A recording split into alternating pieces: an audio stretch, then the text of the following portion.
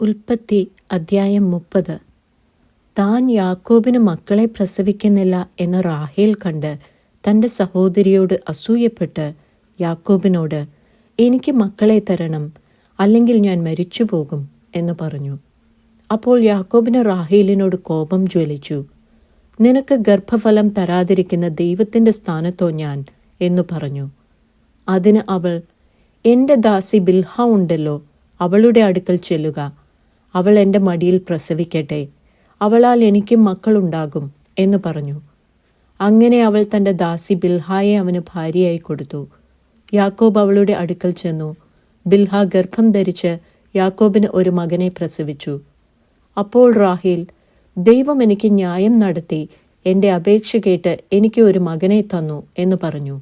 അതുകൊണ്ട് അവന് ദാൻ എന്ന് പേരിട്ടു. റാഹേലിൻ്റെ ദാസി ബിൽഹ പിന്നെയും ഗർഭം ധരിച്ച് യാക്കോബിന് രണ്ടാമതൊരു മകനെ പ്രസവിച്ചു. ഞാൻ എൻ്റെ സഹോദരിയോട് വലിയൊരു പോർ പൊരുതു, ജയിച്ചുമിരിക്കുന്നു എന്ന് റാഹേൽ പറഞ്ഞ് അവന് നഫ്താലി എന്ന് പേരിട്ടു. തനിക്ക് പ്രസവം നിന്നുപോയി എന്ന് ലേയ കണ്ടാറെ തൻ്റെ ദാസി സിൽപ്പായെ വിളിച്ച് അവളെ യാക്കോബിന് ഭാര്യയായി കൊടുത്തു. ലേയായുടെ ദാസി സിൽപ്പ യാക്കോബിന് ഒരു മകനെ പ്രസവിച്ചു. അപ്പോൾ ലേയ ഭാഗ്യം എന്ന് പറഞ്ഞ് അവന് ഗാദ് എന്ന് പേരിട്ടു. ലേയായുടെ ദാസി സിൽപ്പ യാക്കോബിന് രണ്ടാമതൊരു മകനെ പ്രസവിച്ചു. ഞാൻ ഭാഗ്യവതി, സ്ത്രീകൾ എന്നെ ഭാഗ്യവതി എന്ന് പറയും എന്ന് ലേയ പറഞ്ഞ് അവന് ആശേർ എന്ന് പേരിട്ടു. ഗോതമ്പ് കൊയ്ത്ത് കാലത്ത് റൂബേൻ പുറപ്പെട്ട് വയലിൽ ദൂദായിപ്പഴം കണ്ട് തൻ്റെ അമ്മയായ ലേയായുടെ അടുക്കൽ കൊണ്ടുവന്നു. റാഹേൽ ലേയായോട്, നിന്റെ മകൻ്റെ ദൂദായിപ്പഴം കുറെ എനിക്ക് തരണം എന്ന് പറഞ്ഞു. അവൾ അവളോട്, നീ എൻ്റെ ഭർത്താവിനെ എടുത്തതു പോരെയോ, എൻ്റെ മകൻ്റെ ദൂദായിപ്പഴവും കൂടെ വേണമോ എന്ന് പറഞ്ഞതിന് റാഹേൽ, ആകട്ടെ, നിന്റെ മകൻ്റെ ദൂദായിപ്പഴത്തിന് വേണ്ടി ഇന്ന് രാത്രി അവൻ നിന്നോട് കൂടെ ക്ഷയിച്ചു കൊള്ളട്ടെ എന്ന് പറഞ്ഞു. യാക്കോബ് വൈകുന്നേരം വയലിൽ നിന്ന് വരുമ്പോൾ ലേയ അവനെ എതിരേറ്റ് ചെന്നു. നീ എൻ്റെ അടുക്കൽ വരണം, എൻ്റെ മകൻ്റെ ദൂദായിപ്പഴം കൊണ്ട് ഞാൻ നിന്നെ കൂലിക്ക് വാങ്ങിയിരിക്കുന്നു എന്ന് പറഞ്ഞു. അന്ന് രാത്രി അവൻ അവളോട് കൂടെ ക്ഷയിച്ചു. ദൈവം ലേയായുടെ അപേക്ഷ കേട്ടു. അവൾ ഗർഭം ധരിച്ച് യാക്കോബിന് അഞ്ചാമതൊരു മകനെ പ്രസവിച്ചു. അപ്പോൾ ലേയ, ഞാൻ എൻ്റെ ദാസിയെ എൻ്റെ ഭർത്താവിന് കൊടുത്തതുകൊണ്ട് ദൈവം എനിക്ക് കൂലി തന്നു എന്ന് പറഞ്ഞ് അവന് ഇസ്സാഖാർ എന്ന് പേരിട്ടു. ലേയ പിന്നെയും ഗർഭം ധരിച്ച് യാക്കോബിന് ആറാമത് ഒരു മകനെ പ്രസവിച്ചു. ദൈവം എനിക്ക് ഒരു നല്ല ദാനം തന്നിരിക്കുന്നു. ഇപ്പോൾ എൻ്റെ ഭർത്താവ് എന്നോട് കൂടെ വസിക്കും. ഞാൻ അവന് 6 മക്കളെ പ്രസവിച്ചുവല്ലോ എന്ന് ലേയ പറഞ്ഞ് അവന് സെബുലൂൻ എന്ന് പേരിട്ടു. അതിൻ്റെ ശേഷം അവൾ ഒരു മകളെ പ്രസവിച്ച് അവൾക്ക് ദീന എന്ന് പേരിട്ടു. ദൈവം റാഹേലിനെ ഓർത്തു.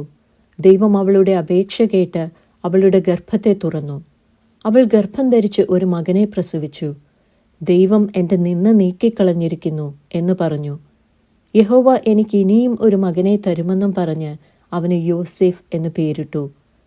റാഹേൽ യോസെഫിനെ പ്രസവിച്ച ശേഷം യാക്കോബ് ലാബാനോട്, ഞാൻ എൻ്റെ സ്ഥലത്തേക്കും ദേശത്തേക്കും പോകുവാൻ എന്നെ അയക്കണം. ഞാൻ നിന്നെ സേവിച്ചതിൻ്റെ പ്രതിഫലമായ എൻ്റെ ഭാര്യമാരെയും മക്കളെയും എനിക്ക് തരണം. ഞാൻ പോകട്ടെ, ഞാൻ നിന്നെ സേവിച്ച സേവ നീ അറിയുന്നുവല്ലോ എന്ന് പറഞ്ഞു. ലാബാൻ അവനോട്, നിനക്കെന്നോട് ദയുണ്ടെങ്കിൽ പോകരുതേ.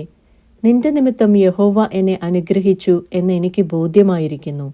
നിനക്ക് എന്ത് പ്രതിഫലം വേണമെന്ന് പറക, ഞാൻ തരാം എന്ന് പറഞ്ഞു.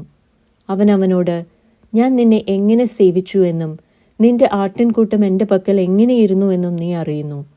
ഞാൻ വരും മുമ്പേ നിനക്ക് അല്പമേ ഉണ്ടായിരുന്നുള്ളൂ, ഇപ്പോൾ അത് അത്യന്തം വർദ്ധിച്ചിരിക്കുന്നു.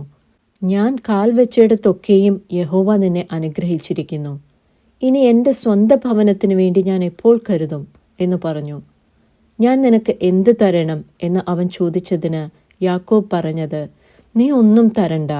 ഈ കാര്യം നീ ചെയ്തു തന്നാൽ ഞാൻ നിന്റെ ആട്ടിൻകൂട്ടത്തെ ഇനിയും മേയിച്ചു പാലിക്കാം. ഞാൻ ഇന്ന് നിന്റെ എല്ലാ കൂട്ടങ്ങളിലും കൂടെ നടന്ന് അവയിൽ നിന്ന് പുള്ളിയും മറുവും ഉള്ള ആടുകളെയൊക്കെയും ചെമ്മരി ആടുകളിൽ കറുത്തതിനെയൊക്കെയും കോലാടുകളിൽ പുള്ളിയും മറുവുമുള്ളതിനെയും വേർതിരിക്കാം. അത് എൻ്റെ പ്രതിഫലമായിരിക്കട്ടെ. നാളെ ഒരിക്കൽ എൻ്റെ പ്രതിഫലം സംബന്ധിച്ച് നീ നോക്കുവാൻ വരുമ്പോൾ എൻ്റെ നീതി തെളിവായിരിക്കും. കോലാടുകളിൽ പുള്ളിയും മറുവുമില്ലാത്തതും ചെമ്മരിയാടുകളിൽ കറുത്ത നിറമല്ലാത്തതുമെല്ലാം മോഷ്ടിച്ചതായി എണ്ണാം. അതിന് ലാബാൻ, നീ പറഞ്ഞതുപോലെ ആകട്ടെ എന്നു പറഞ്ഞു. അന്നു തന്നെ അവൻ വരയും മറുവുമുള്ള മുട്ടാടുകളെയും പുള്ളിയും മറുവുമുള്ള പെൺകോലാടുകളെയൊക്കെയും വെണ്മയുള്ളതിനെയൊക്കെയും ചെമ്മരിയാടുകളിൽ കറുത്ത നിറമുള്ളതിനെയൊക്കെയും വേർതിരിച്ച് അവൻ്റെ പുത്രന്മാരുടെ കയ്യിൽ ഏൽപ്പിച്ചു. അവൻ തനിക്കും യാക്കോബിനും ഇടയിൽ 3 ദിവസത്തെ വഴി അകലം വെച്ചു. ലാബാന്റെ ശേഷമുള്ള ആട്ടിൻകൂട്ടങ്ങളെ യാക്കോബ് മേയിച്ചു. എന്നാൽ യാക്കോബ് പുന്നവൃക്ഷത്തിൻ്റെയും ബദാം വൃക്ഷത്തിൻ്റെയും അരിഞ്ഞൽ വൃക്ഷത്തിൻ്റെയും പച്ചക്കൊമ്പുകളെ എടുത്ത് അവയിൽ വെള്ള കാണത്തക്കവണ്ണം വെള്ള വരയായി തോലുരിച്ചു. ആടുകൾ കുടിപ്പാൻ വന്നപ്പോൾ അവൻ താൻ തോലുരിച്ച കൊമ്പുകളെ പാത്തികളിലും വെള്ളം പകരുന്ന തൊട്ടികളിലും ആടുകളുടെ മുമ്പിൽ വെച്ചു. അവ വെള്ളം കുടിപ്പാൻ വന്നപ്പോൾ ചനയേറ്റു. ആടുകൾ കൊമ്പുകളെ കണ്ടുകൊണ്ട് ചനയേറ്റ് വരയും പുള്ളിയും മറുവുമുള്ള കുട്ടികളെ പെറ്റു. ആ ആട്ടിൻകുട്ടികളെ യാക്കോബ് വേർതിരിച്ച് ആടുകളെ ലാബാന്റെ ആടുകളിൽ വരയും മുറിവുമുള്ള എല്ലാറ്റിനും അഭിമുഖമായി നിർത്തി. തൻ്റെ സ്വന്തം കൂട്ടങ്ങളെ ലാബാന്റെ ആടുകളോട് ചേർക്കാതെ വേറെയാക്കി. ബലമുള്ള ആടുകൾ ചനയേൽക്കുമ്പോഴൊക്കെയും കൊമ്പുകളെ കണ്ടുകൊണ്ട് ചനയേൽക്കേണ്ടതിന് യാക്കോബ് ആ കൊമ്പുകളെ പാത്തികളിൽ ആടുകളുടെ കണ്ണിനു മുൻപിൽ വെച്ചു. ബലമില്ലാത്ത ആടുകൾ ചനയേൽക്കുമ്പോൾ അവയെ വെച്ചില്ല. അങ്ങനെ ബലമില്ലാത്തവ ലാബാനും ബലമുള്ളവ യാക്കോബിനും ആയിത്തീർന്നു. അവൻ മഹാസമ്പന്നനായി. അവന് വളരെ ആടുകളും ദാസീദാസന്മാരും ഒട്ടകങ്ങളും കഴുതകളും ഉണ്ടാകുകയും ചെയ്തു.